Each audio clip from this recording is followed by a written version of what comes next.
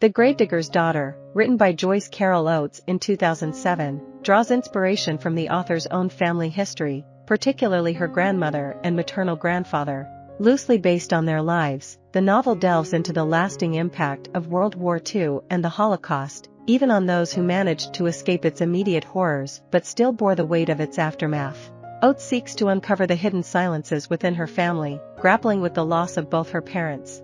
Despite the precariousness of her family's situation during the war, they managed to forge resilient connections, albeit at the cost of profound silence. The novel's epilogue, presented in the form of letters, has been widely anthologized, while the book itself has garnered acclaim through its shortlisting and nominations for various fiction awards. The story opens in the autumn of 1959, nearly 2 decades after World War II. The protagonist, Rebecca Schwart, wanders through the woods near Chautauqua Falls in New York. A stranger approaches her, mistakenly referring to her as Hazel Jones. Although she corrects him, the name lingers in her mind and eventually becomes her own. As the narrative unfolds, we are taken back to 1936, when Rebecca is born to Jewish parents during their escape from the rising power of Hitler's regime in Europe. Anticipating the Holocaust, they embark on a boat journey to the United States, and it is on this voyage in New York Harbor that Rebecca comes into the world. The family strives to build a prosperous life in Millburn, but the increasing anti-Semitic sentiments prevalent in the United States marginalize them and keep them trapped in poverty. Augustus, Rebecca's brother, grows to resent labor and intellectual pursuits, while Herschel, another family member, develops forbidden desires for Rebecca. Herschel abandons his education to assist Jacob, Rebecca's father, in his grave-digging profession, despite being ill-equipped both physically and mentally for the demanding work. Rebecca emerges as the resilient member of her family, capable of transcending their struggles. One fateful Halloween, the town's deep-seated anti-Semitism reaches a boiling point when a group of hateful individuals deface the gravestones in Jacob's cemetery with swastikas. Overwhelmed by the loss of dignity and community, Jacob succumbs to a psychotic episode and tragically kills Anna while Rebecca is away.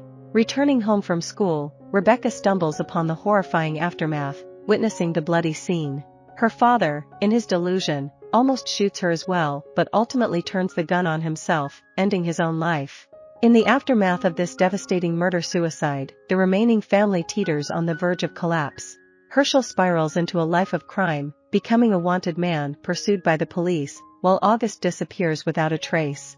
Rebecca, left to fend for herself, catches the attention of Niles Tigner, a wealthy entrepreneur and beer company owner. Despite her attraction to him, Rebecca stands firm in her values, refusing to engage in sexual relations until marriage. Niles, driven by his own desires, proposes to her without intending to be monogamous. Once married, he consistently embarks on affairs with other women, frequently abandoning Rebecca. He hypocritically accuses her, wrongly, of infidelity when she becomes pregnant with his child. Trapped in a complex web of manipulation and financial dependency, Rebecca finds it difficult to sever ties with Niles. She gives birth to a son named Niley, but strives to raise him separately from his father. As Niley grows older, Rebecca secures employment at a local tubing factory to support their needs. However, a violent episode in which Niles nearly takes her life prompts Rebecca to plan her escape. She flees with Niley, assuming the names Hazel Jones and Zacharias, respectively.